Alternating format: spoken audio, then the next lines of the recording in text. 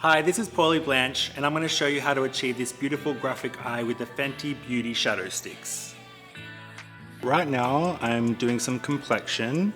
I'm using the Eaze drop stick in shade 24 just to even out the skin tone. And you can see that I'm working from the product. I'm not applying the product to the face. That just gives it a little bit more of a easier application so you don't have to work the product out. Okay, so now I'm just going to be going in, adding some shape with the cream bronzer. This is number 7, Toffee Tease. I just love working with creams because you can really manipulate and blend and move things without it just sticking. It also has quite a bit of warmth in it, so you can kind of like blend it into your blush or your highlight. So this is the Matchstix in shade Caviar, and this is just gonna amp up the contour. I also bring a little bit under the jawline here, we can shape, and then a little bit through up into the hairline and the temple.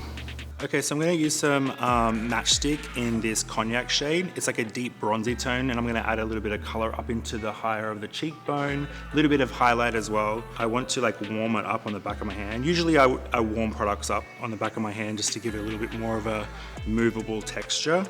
I really like keeping it high, add that little extra pop there.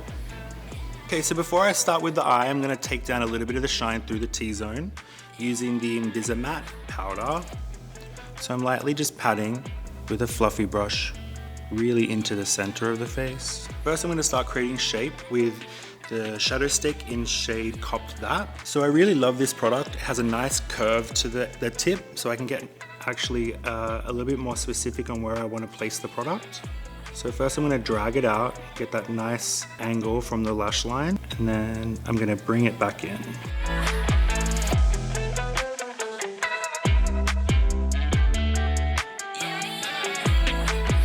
Okay, second we're going to use the Shadowstix in Gold Hoops to add our second color into the ombre.